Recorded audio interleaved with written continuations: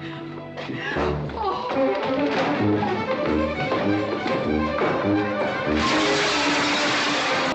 digging those burrs into me for 2 years. Now you're gonna get your comeuppance.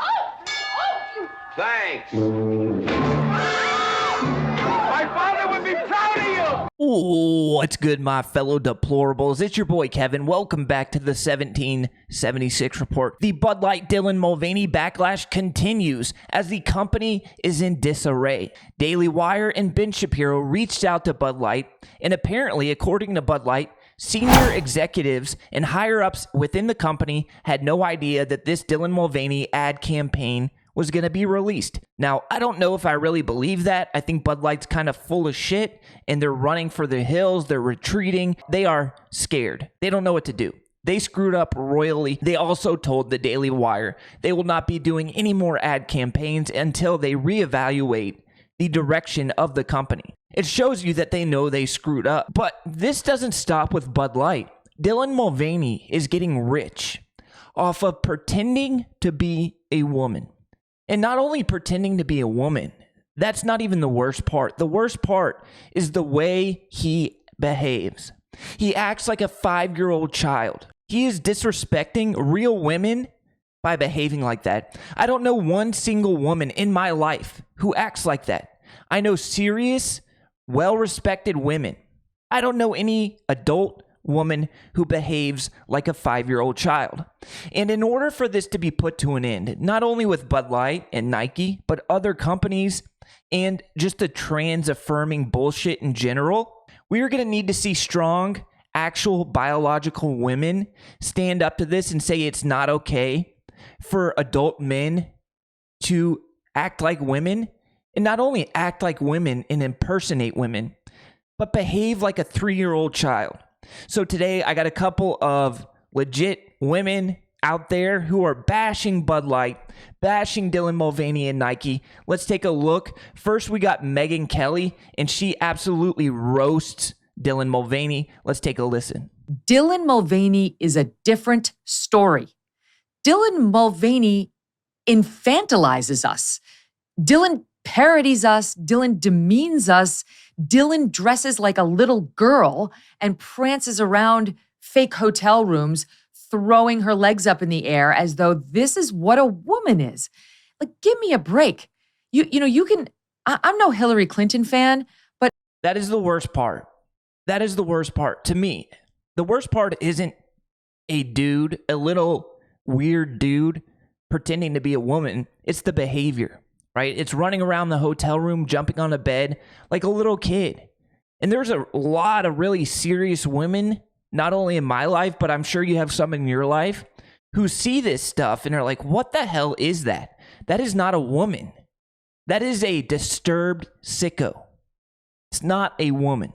Hillary Clinton is a lawyer and a senator and a presidential candidate. And it's not bad to have people looking at that and understanding that's what a woman is. Nikki Haley is another one that comes to mind. You know, you look at these strong athletes who go out there and leave nothing on the field, and they emerge sweaty and strong and unapologetic for having given their... That's a woman, okay? This Dylan character is humiliating womankind. And people who, like the woman at Bud Light who allowed this, are buying into it. They're promoting it. So it needs to stop. So I'm kind of offended that they don't get it. Like, let me try to explain it. I realize that they're guys, but walk a mile in our shoes, because we've tried really hard to find better examples to little girls. This is one of the reasons why I can't stand the fucking Kardashians. Sorry. But they're not good for little girls either. And we've been speaking out about them. Dylan Mulvaney's in the same camp. That's not a woman. That's not what womanhood is. And it should stop being promoted as though it is. Amen, sister. And I honestly believe this issue will be the downfall of the Democratic Party going forward. We have two issues going head to head. We have abortion, which is a rallying cry for the Democratic Party. When Roe v. Wade was thrown out, the past two elections have been a referendum on the Roe v. Wade decision, and you've seen a ton of young Gen Z millennials head to the ballot box and vote based on that Roe v. Wade. But women are going to have to decide. Women are on the endangered list. If they do not stand up to this issue, there's not going to be a such thing as womanhood moving forward. So you have abortion and this transgender coming together, going head to head. Now, abortion is what the Democratic Party is going to run on in the 2024 election. And I think Republicans need to counter that. If I'm Donald Trump or whoever is the Republican nominee, I run on this transgender issue. I make it the main issue of my campaign. Your daughter is going to have to go to the bathroom with boys. Your daughter's going to have to compete in athletics against boys. And these transgender dudes are impersonating women, and they're taking the rights away from women. And I would say on the abortion issue, you have these two issues combining, going head to head. It's up to the states.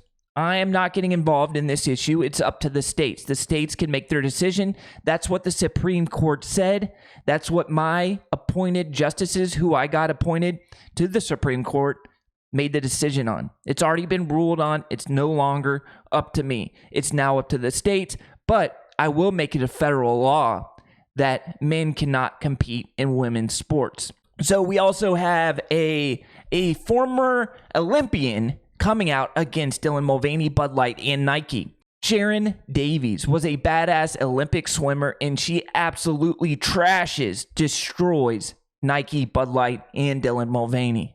I mean, it's just so frustrating, isn't it? We make two steps forward, what with World Athletics and then Swim England, in this country, protecting women's sport, and then this happens. It feels like it's just a parody of what women are.